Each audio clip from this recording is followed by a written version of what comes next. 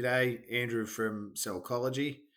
Um, look, every business owner wants growth, but growth doesn't just happen. It depends on a number of different things, but typically how well your sales are set up to support it, and from getting the basics right.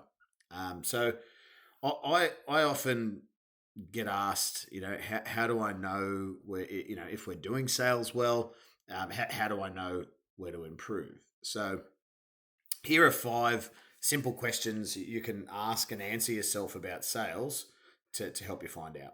So question one is about conversion. So, do you know your conversion rate? So simply, out of all the people who inquire, how many become paying customers?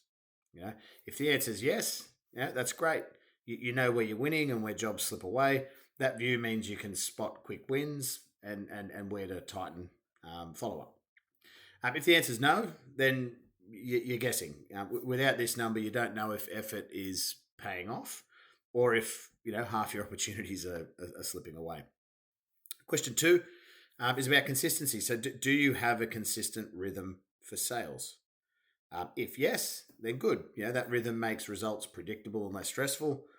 If no, then chances are there's jobs that get lost because no one followed up in time, and that's missed money without knowing it. Question three, capability. So is sales all on your shoulders, or can others in your team help? If yes, others help. Big advantage. Growth is faster when more than one person carries the sales load.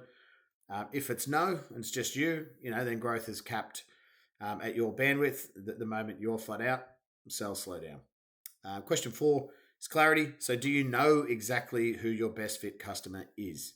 If yes, then you can spend more time chasing the right opportunities and the ones that likely convert. If no, then you risk wasting time chasing jobs that don't pay well, don't last, or drain your energy. Question five is value. So when your team sell, is the conversation about value and outcomes or mostly features and price? If yes to value, that's how you protect margin and win trust. If no, then you'll keep feeling stuck in price, in the price grinder. So these aren't trick questions. They're the foundations that turn we want to grow into actual momentum. And the good news, none of them are as complicated to fix as they might feel. So whether you said yes to all, no to all, or a mix of in between, there's always opportunity. So wherever you're at, if it's worth a conversation, let's see how things are stacking up and what can be done to improve your sales. Speak soon.